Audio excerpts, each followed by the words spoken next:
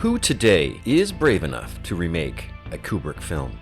Mind you, one of his smaller films. A film made for $1.3 million in 1971. We all know that money alone doesn't guarantee a classic film will result, but it's a tantalizing challenge that waits for one such lunatic to step forward and remake A Clockwork Orange. Anthony Burgess's novella is widely considered among the most influential works of dystopian fiction, and the bleakness of England in 1971 was the perfect backdrop for the heinous acts of Alex and his Droogs. These locations, set decor, and even Mum's wig are eye-catching, brilliant low-budget characters in their own right. Alec boy, awake at last, yes? I met your mother on the way to work, yes? She gave me the key. A tall order when compared to the film's large characters inhabiting the rot of future England. A brave new world. A remake today would surely present us with a gray, technologically enhanced concrete jungle. A crumbling kingdom where youth rules the streets and terrorizes the old and dark alleys and nooks, with the occasional jaunt to the countryside for surprising pop-ins. A few Easter eggs for the fans, and off we go. Would this work? It could. Consider Villeneuve's Dune Redux. Then imagine his take on the homeless tunnel, the abandoned hovels, and Korova. It could be exciting stuff. After all, he managed Frank Herbert's iconic series confidently and with mesmerizing skill. But maybe too perfect, though.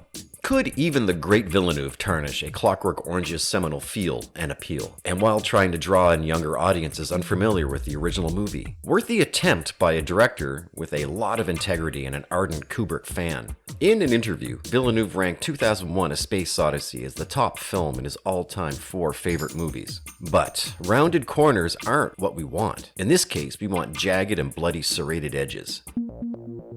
Now, if you permit me to play the devil's advocate, I would rather wage my bet on Gaspar Noé. To my knowledge, Noé might be the closest director akin to Kubrick working today. And I could be wrong, so let me know in the comments. Both directors explore the darkest recesses of human behavior. However, Kubrick often treats these themes with a distantly dry sense of irony and cold satire to frame his commentary, as seen in A Clockwork Orange and Dr. Strangelove. Noé, by contrast, doesn't comment. He immerses, or tries to drown the audience, forcing viewers to experience these horrors firsthand, often in real time, with no reprieve. If Kubrick invites you to study depravity under a microscope, Noé locks you into a cage with it, strobing the lights, with the room spinning uncontrollably. Both styles are brilliant and terrifying. One cerebral, one primal. And if the latter was fused, it could create something uniquely disturbing and unforgettable. This time around, Kubrick's methodical, ultra-violent, and depraved fairy tale that leads to Alex's warped redemption may be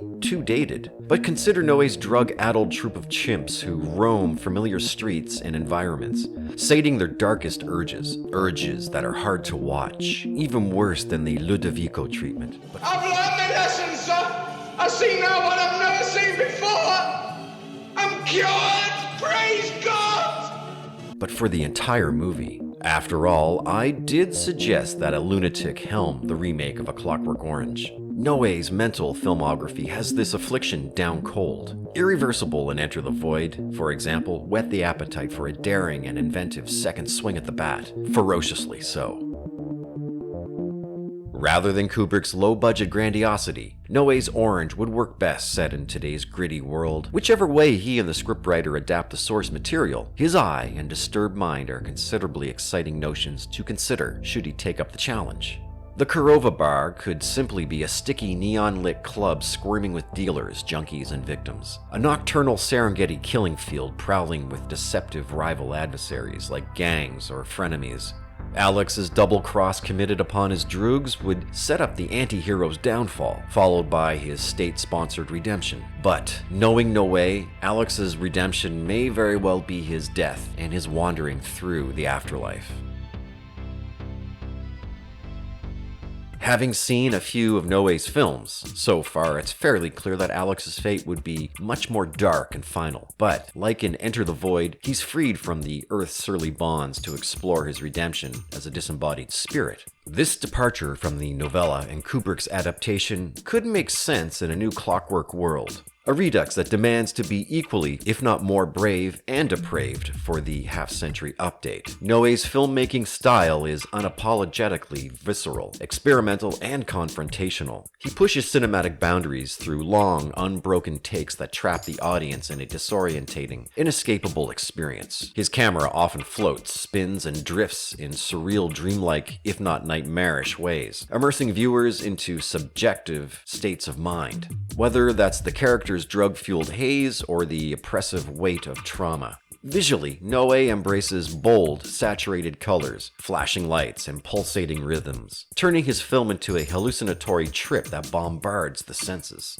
His use of sound is equally aggressive, combining pounding bass, unsettling frequencies, and carefully curated music choices to heighten tension and discomfort, especially if he includes Beethoven. It's also noteworthy to mention that Gaspar Noé cited 2001: A Space Odyssey as one of his favorite films. At the core of Noé's work is an obsession with primal human instincts, violence, sex, death, and the loss of control. His narratives often deconstruct linear storytelling, with events unfolding out of order or from distorted perspectives, further disorientating the audience. Despite the brutality of his subject matter, there's a strange poetry to the chaos. Every frame feels meticulously composed, every jarring transition deliberate. His films demand endurance and reflection, refusing to offer easy answers or catharsis. Ultimately, Noé's style is designed to provoke, to force the viewer to confront darkness, discomfort, and the fragile line between ecstasy and horror, much like the master, Stanley Kubrick.